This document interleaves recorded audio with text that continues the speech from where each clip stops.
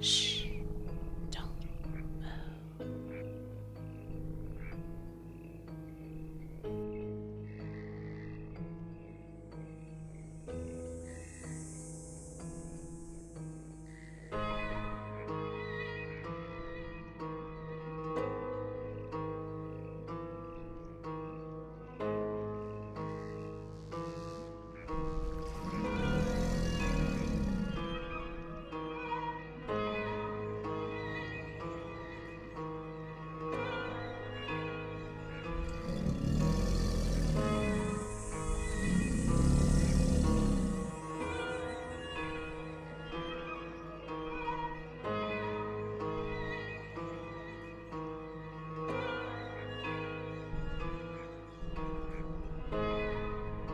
Hey, don't look behind you.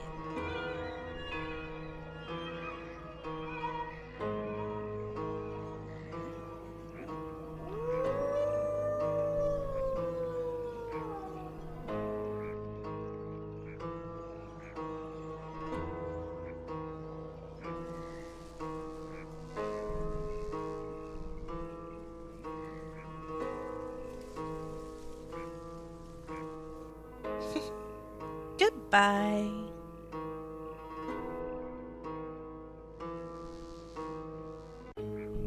Shh. Don't move.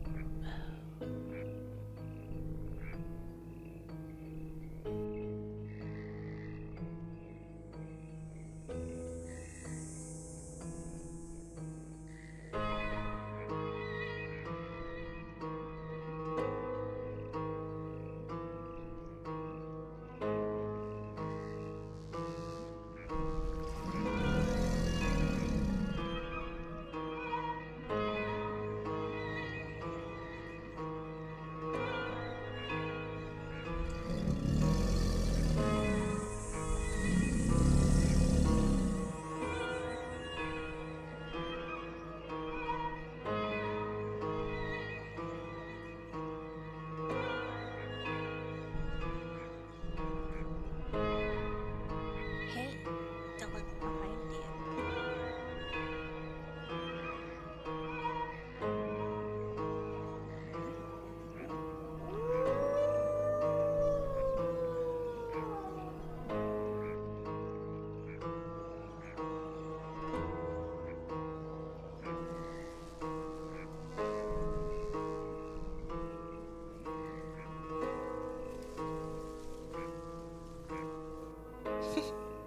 Goodbye.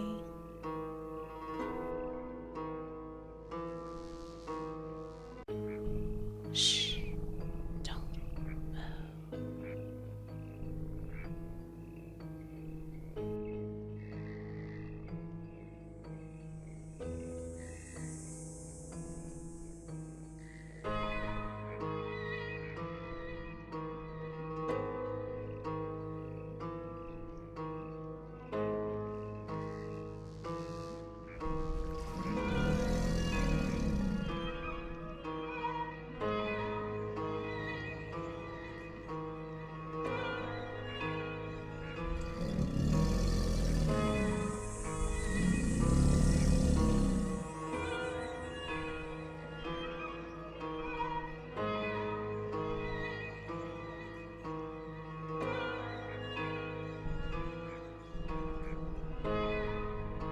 Hey, don't look behind you.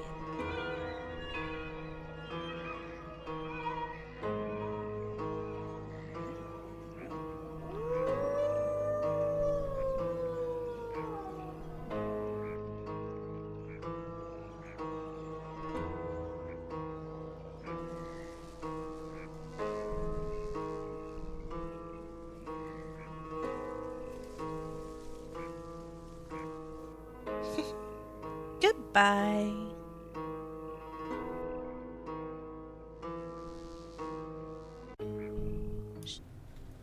Okay, quick disclaimer before we start. Oh, look, my geckos. Quick disclaimer before we start. The content in this one won't be homebrew. Most of Arcanobotany class is just going to be me going over the supplement I have. That way, it's a bit easier for my players to grasp. Also, if you're here just to watch a stream, I'm sorry to say, this is just a class stream. It's going to be pretty boring for those of you not in my VTDND Wednesday game. However, you're free to stick around and ask questions. If you wish to ask a question about anything, there is a raise hand feature. I will be feel free to ask anything. I'll answer as I can. I think that's all my disclaimers. But before we get into it, hi Deathloss, hi Apop, hi everyone. Yeah, love you all. And I'm sorry if there's background noise. My family's a little loud right now, as you can hear. Let me just wipe the sleep out of my eyes real quick and we'll get into this. Yeah, you heard my dog. You heard my doggy. Mein Hund. Okay. Let me go here. Alright. So, good morning, class. Welcome to Arcanobotany with Professor Hemlock. I am Professor Hemlock today. Don't question who this Myco person is. You never heard of them. And today we're going to be going over the curriculum of this class for the first semester. Several of the classes will look the same or very similar as today's class. We have a lot to cover and not too much time. We got about an hour and 20 minutes max, so let's get into this. I'll give you a few minutes on each slide to copy down notes, but other than that, we'll try to get through this. I'll do some talking if while you're looking at slides, I'll do some talking in between, but other than that, I ask not to talk too much during class unless you have a question. All right.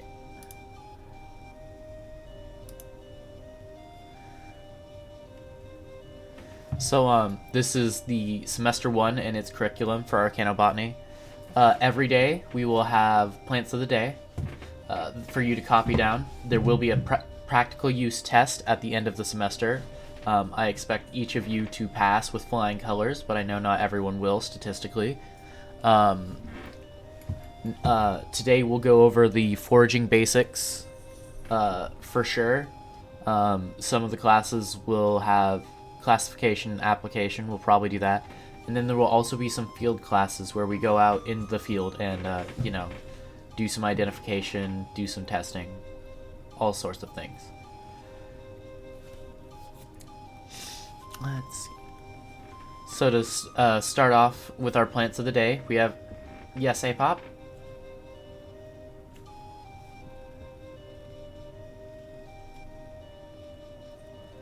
Will we have time to frolic in the field?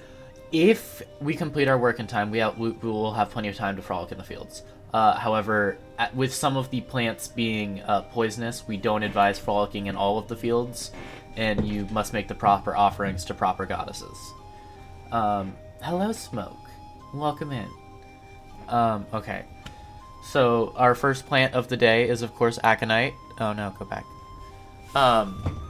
This striking purple plant contains a deadly poison commonly used in hunting. For those unlucky enough to ingest it, death comes within 2 to 6 hours, but not before the victim has suffered the sensation of ants crawling beneath the skin, numbness in the face, and weakness. Despite its mortal properties, those who know it is best associated with rebirth and transformation through magical means. The latter comes from another name for the plant, wolfsbane. Oh, sorry about that. It is said to drive away wolves and halt the transformation of werewolves, yet an old rumor also suggests that encountering it upon a full moon can inflict lycanthropy on anyone who touches it. No, Hattie, you don't have to be in call for that. Death Loss, what's your question?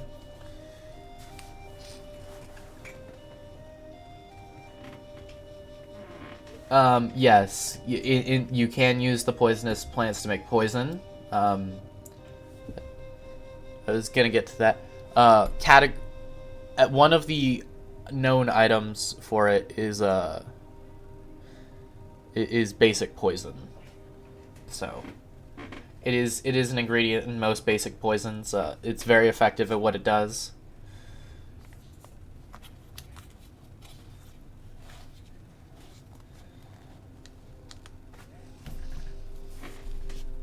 One moment.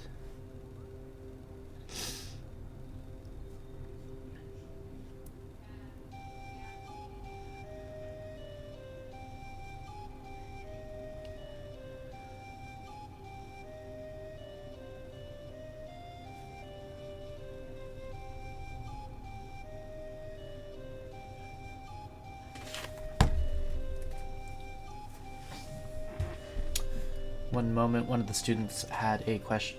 I got an email just now about something.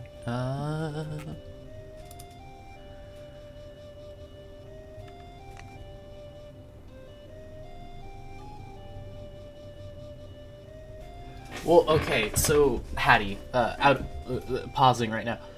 Like I said, it's not really a session so much as just a class. If you want to be in call, I can drag you up here, though. It's up to you, though.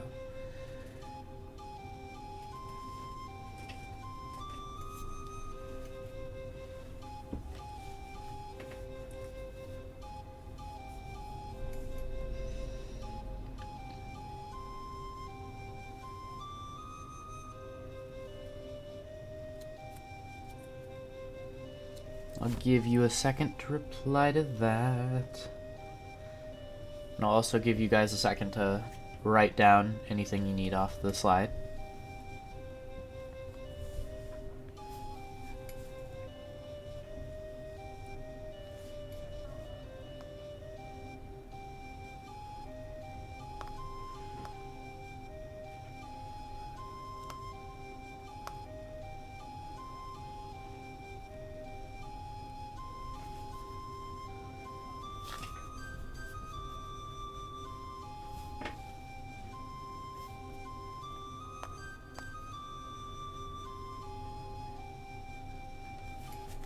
Alright. Guess that answers that question. Alright, other items that you can use Aconite for is Flying Ointment and Hunter's Broom, notably. The category is Harming, Rarity is Rare, and the biome is Scrubland. And no, before anyone asks, it's not edible. I just mentioned how poisonous it is, but don't worry, the question's been asked before. I'm not surprised. Our second plant of the day today will be Alder. It is a utility plant of an uncommon variety. It lives in the scrubland and woodland. It is not edible. Its items are alder leaves, brimstone charcoal, and sylph's whistle, as well as war paint. This woodland tree is often favored by ravens as a nesting place, and just as frequently visited by wind elementals who are attracted to the music made by instruments crafted from the wood of the tree. Blessed as it is, stories suggest that ingesting the leaves can grant the gift of prophecy and the ability to discern omens from birds in flight. The wood is white when cut, but quickly turns red as it dries. The charcoal is quick to ignite and can be used to create explosives and gunpowder even. This one is heavily favored by a lot of artificers and other gunsmiths. Good morning, Lumi. Welcome to class. I'll give you all a minute to take down your notes. If you have any questions, please feel free to ask. Just raise your hand and we'll get to it.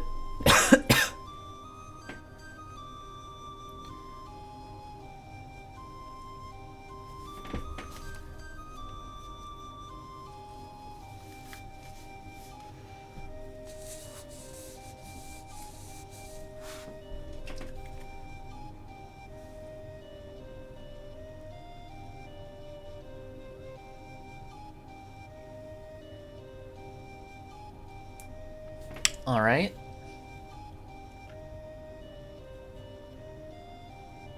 Leopold, so glad you could make it.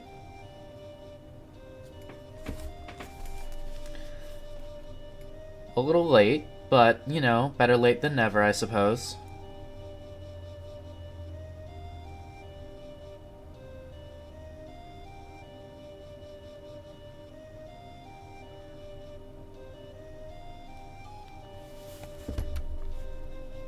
Alright.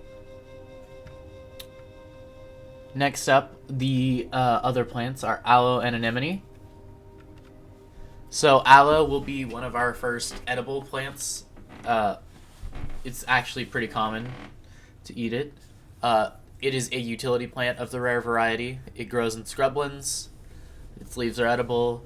It's a primary ingredient in healing potions, as well as the oil of Thay. Aloe is a distinctive-looking succulent with long pointed leaves, edged with small spines. When broken, they contain a clear, gel-like liquid that has many healing and antibacterial properties, often used in burns, right? Due to its medicinal value, it is highly sought after in many cultures. Apologies. In Mulhorand, it is known as the blood of gods, and is believed to grant immortality. It is commonly buried with the dead in hopes that they will return them to life. There are no records of it actually succeeding. In the eastern heartlands, aloe is used both to summon and exorcise demons. An oil infused with aloe is employed by wizards of Thay, who then use the plant's magical properties to command and subdue creatures from the abyss.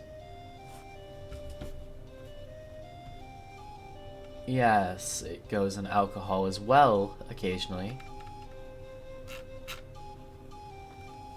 Next up, we have anemone. It's harming. It's a common plant. It grows in the woodlands. It is not edible. They are small white flowers, or pinkish white, that form a thick blanket of ground cover in wooded areas in early spring. Made distinctive by their smell, they are thought to be carriers of disease, and it's not uncommon for country folk to hold their breath while running past them to stave off sickness. Anemones are also associated with forsaken love and jealousy due to popular myth about the nymph Anemone, the daughter of a wind deity who was transformed into the first flower by her jealous lover. Every year she blooms, but she is so bereft by her plight that when the first winds of the year blow through the woods, her petals are scattered. And I'll give you a moment to take down your notes.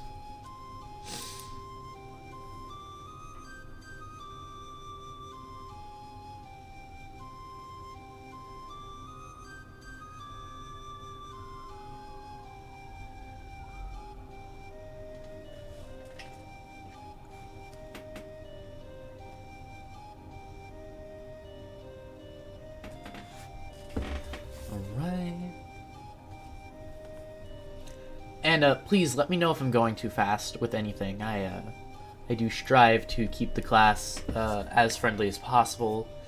However, like I said, we are on some time constraints, so I can't spend too long on every slide.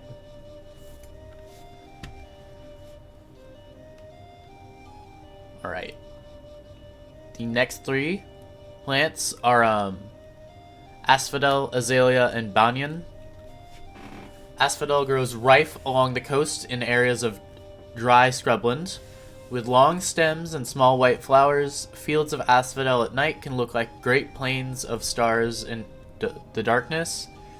Closely connected with the realm of dream and sleep, the stalks are protected by Mazeri, dream fae, who stalk the realm of the sleeping to reap unwary souls. It is a utility plant of the uncommon variety.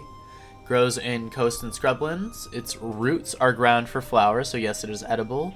And it's used in Dreamer's Bliss, Hedge Taper, and Ice's Dream.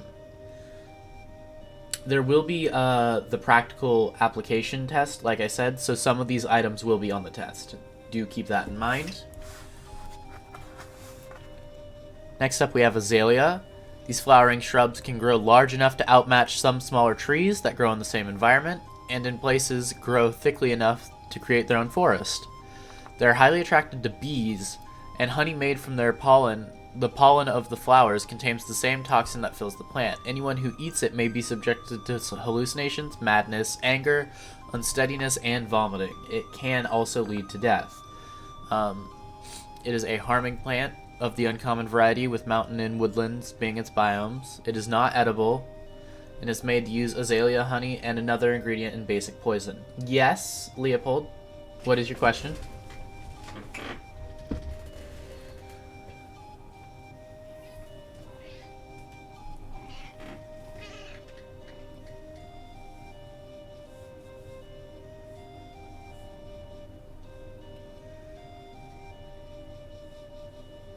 Yes, I believe that was the case.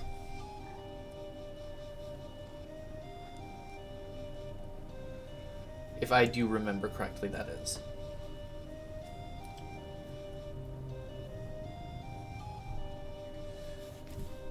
Alright, next we have banyan. Banyan trees grow so densely that their forests can cover thousands of acres of lands, germinating in canopies of other trees. They grow downward and engulf their host in a cage of roots, eventually smothering it and leaving it a hollow ghost trunks of banyan vines. Due to their peculiar form, the shadows cast by banyans are strange, and the sound of wind whistling through the trunks is said by some cultures to be a warning of the spirits of the forest not to enter their realm. Though the shade that the tree provides is valued by most travelers and merchants, these forests are also home to tikbalang, patsola, and other tree-dwelling fae. They are a miscellaneous use plant. They're pretty common. They grow in coast and tropical forests, and no, they are not edible.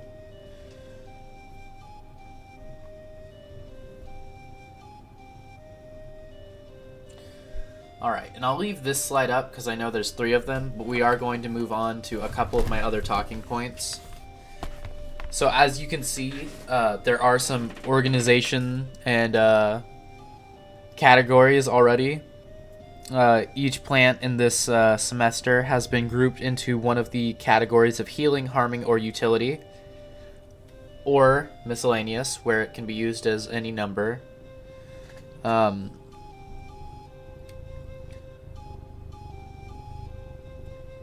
So obviously the healing are plants with healing properties that can be used to craft healing potions and items with medicinal or buffing ability. What?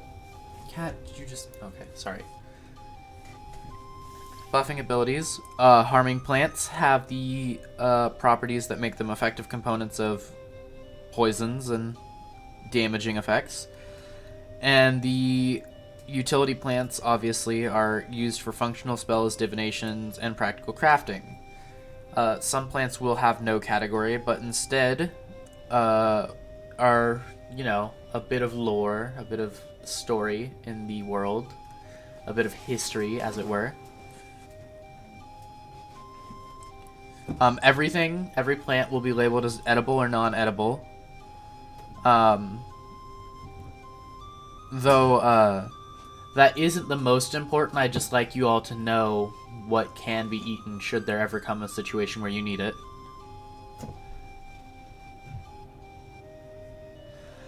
Next, we're going to talk about a couple things about foraging. So, freshness. If you harvest one of these plants as an ingredient, they only last for so long. Most common plants will stay fresh for about 10 to... Yes, Leopold?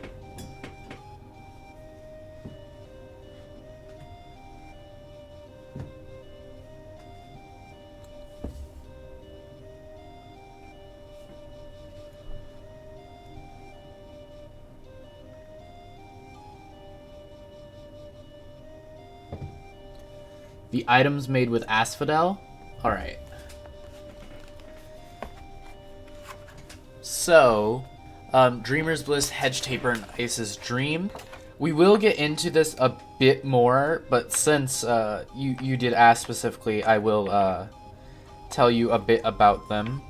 Let me just open up. That was planned for a future class, however, I don't mind going over it a little sooner.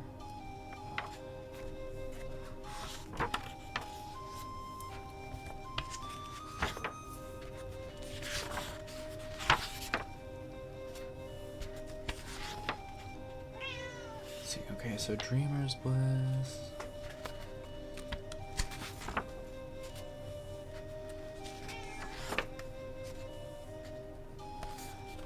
Here. I can do Hedge Tape real fast. I have it right here. Crafted of the dried stems of asphodel dipped in fat, this torch burns steadily for up to 1 hour. If it is dropped, doused in water, or has burned for 1 hour, it extinguishes and loses all magical properties. Can be used as an improvised weapon that deals 1d4 bludgeoning damage and then breaks, upon which it is extinguished and loses all magical properties. Whilst lit, it emits a bright light of 20 feet radius and a light further of 20 feet. The air within this 40-foot radius is a faint grassy scent, and all creatures within the area are considered subject to the effects of protection from good and evil, but have disadvantage on stealth checks. Alright, and let's see. Next was Dreamer's Bliss or Ice's Dream.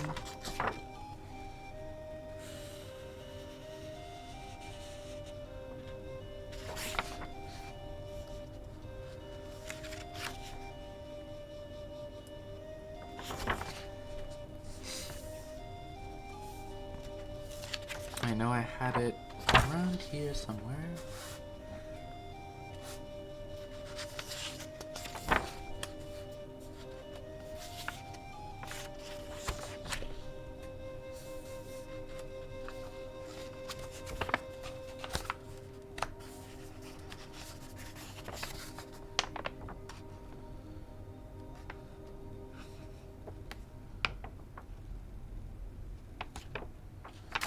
Oop, did I go past it on accident?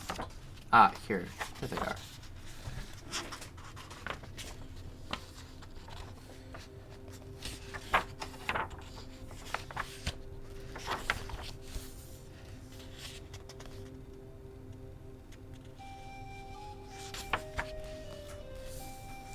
Alright, Dreamer's Bliss is a poison. It is a potion made by steeping asphodel flowers for their soporific qualities. Let's see. When mixed with food or drink, it is largely undetectable but adds a faintly floral flavor, and any person who ingests the potion must succeed a save or they are treated as subject to the spell effects of sleep.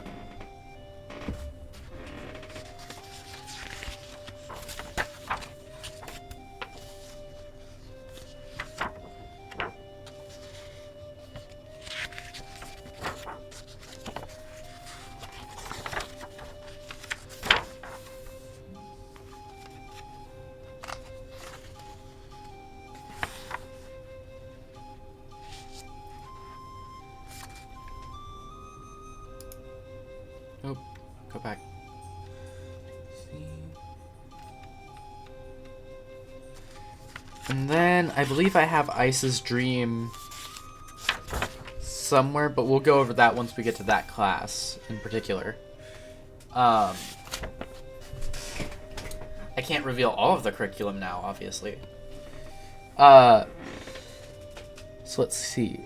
Some items can be crafted with dried or preserved components, but some potions require fresh cut plants. So for potency, you need to gather, as soon as you can and use it as soon as you can. However, there is an amount of days. Most of the common variety of plants will last 10 days of freshness. Uncommon will be 7. Rare will be 5 days, and legendary plants, some of the most rare plants will only last about 3 days of freshness. So you have to use them pretty much as soon as you get them, otherwise they will go bad very fast. There are ways to store, like an ice box, or using the Gentle Repose spell.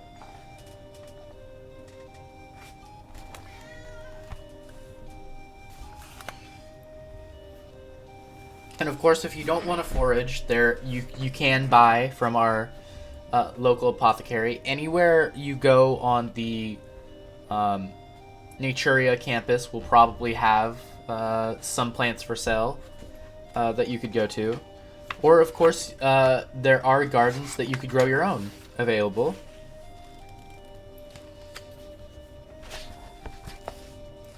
Now, each season does have a complication that'll come with it with foraging. So I'll get into that.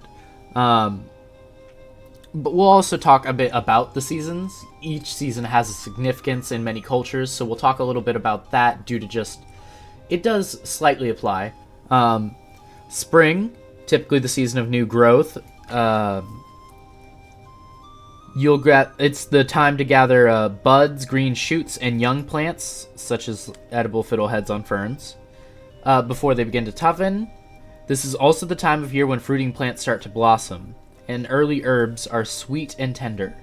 Early flowers such as bluebells and pimpernels are also in bloom. For farmers, gardeners, and botanists, this period in which to lay seeds and propagate cuttings from adult plants, new bulbs can also be planted, though young shoots will need to be protected from marauding birds and other pests. There are several complications that can come from the wildlife waking back up in spring.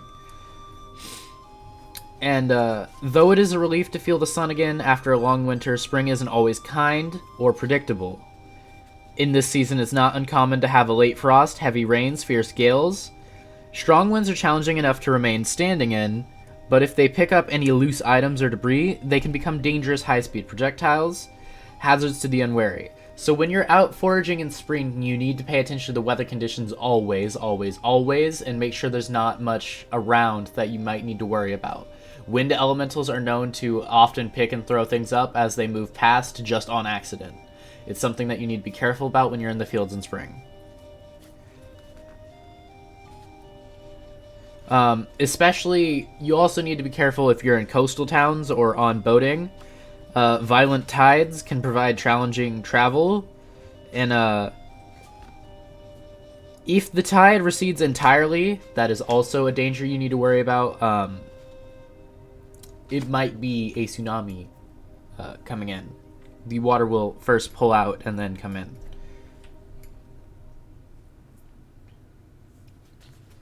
Next season we'll talk about is... Could you use this spell? Use a spell to circumvent most of this? You could, in theory. Certain spells will give you some degree of protection, but the weather is unchangeable by most of our casters here. A lot of them have... you have to be a very high-level druid to just change the weather at your whim.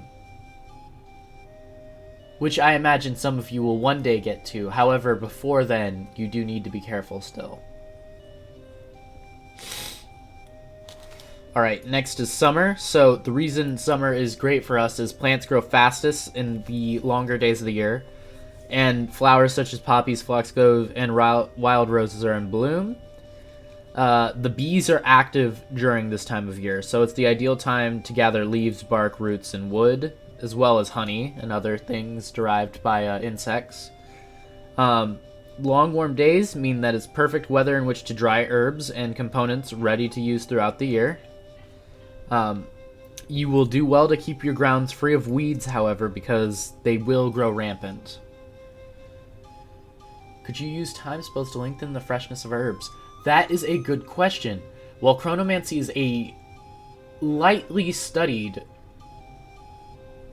subject, it is theorized to be quite effective in that as well, yes.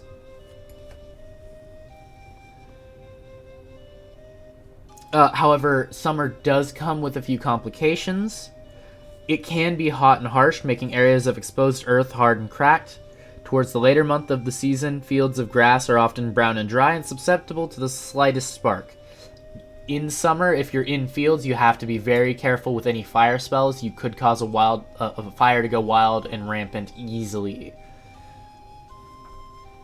Lightning spells are also probably a no.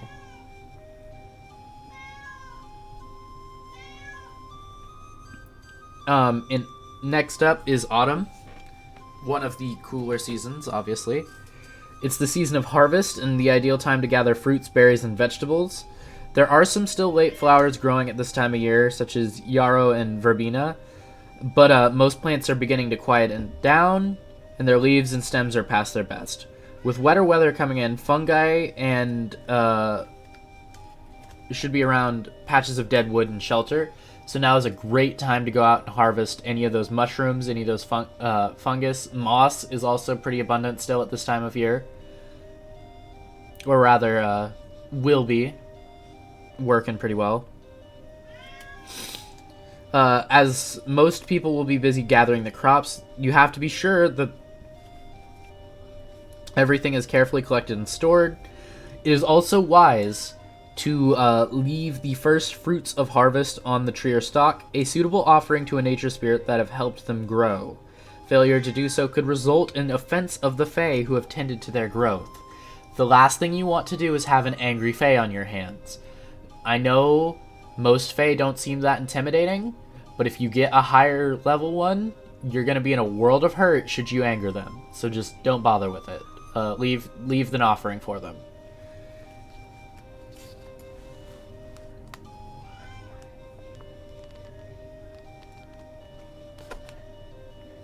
All right. Some of the complications with autumn. Some countries where the climate is hotter, there will be more intense. These downpours that come with the seasonal rain are sudden and heavy. They lead to flash floods, landslides, and monsoons. They're particularly dangerous in mountain areas or low-lying regions, such as the floors and valleys of canyons. Water can easily become contaminated. Yes, you hear the class pet in the background. Don't yell at me. Meow. Meow.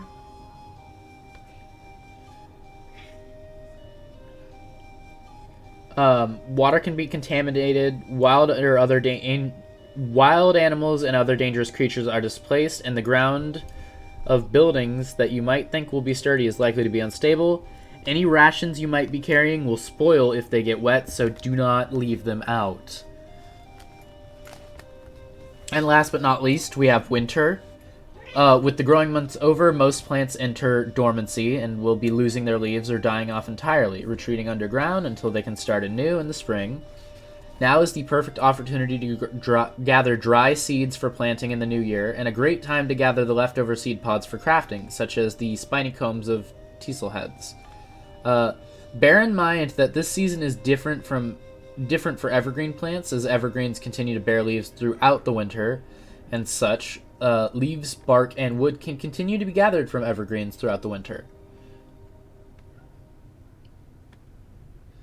During the dark months, it would be wise to protect your less hardy plants by covering roots and protecting against frost and brittle branches against ice. Even in climates where it doesn't snow, the unpredictable weather can spell the end for many delicate cultivars.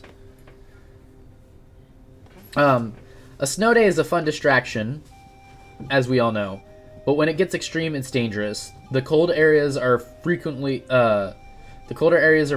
find their homes completely buried under snow, making it a hazard to resupply or even try and fresh air. Out in a blizzard, visibility is practically nothing, and landmarks and roads are hidden by weather. So navigation is a far greater challenge. Even walking in this environment is tiring. There are only so many deep drifts you can wade through, especially when ice is packed underneath, and the wind relentlessly opposing you. These sort of conditions cause exhaustion, and that can be dangerous in the cold. But who will protect you from the frost? Well, I'm sure any number of students would be glad to accompany you, Pop? You're quite popular here. So in the winter months, if you're gathering, be careful. The blizzards can come on in an instant here or elsewhere, so it can be very dangerous. However, we do have a good portion of the year to work from that.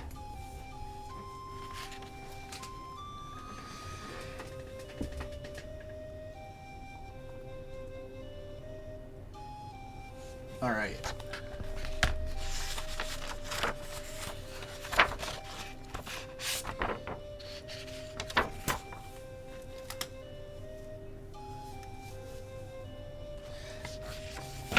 That is most of what we had planned for today. I'm sorry the class wasn't longer. I did lose some of my documents in one of the storms on the way here.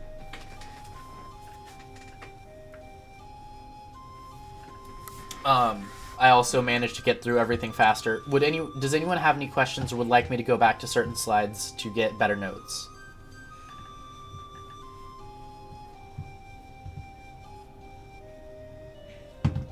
Yes, Leopold?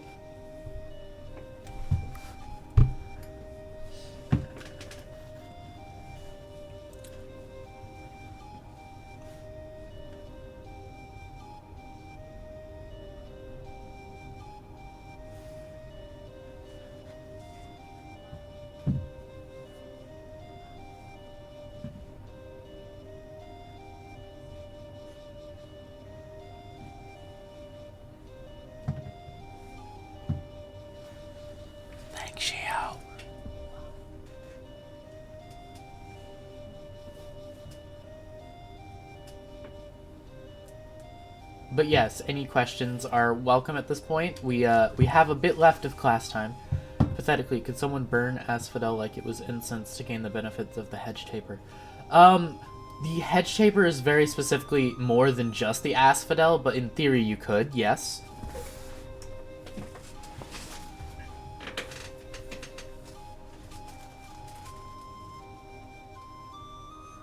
Alright, so we have Banyan, or Banyan. It's a matter of regional pronunciation.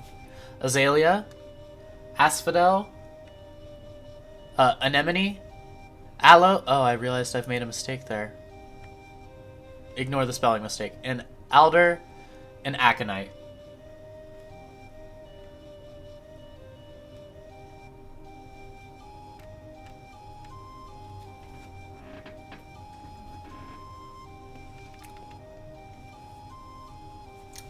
So if anyone would like, later on today, I might be free for some foraging.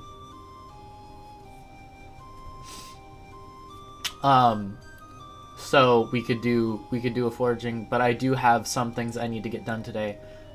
If there aren't any more questions, I'll let you go to your next class early. I know the Fire Jolt Cafe is having a spring deal on lavender matcha, so that might be something that interests some of you. But that is all I have for you today.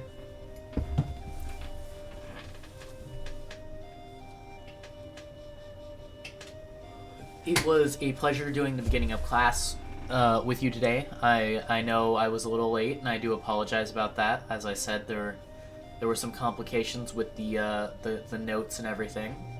But I'm glad all of you made it to class today.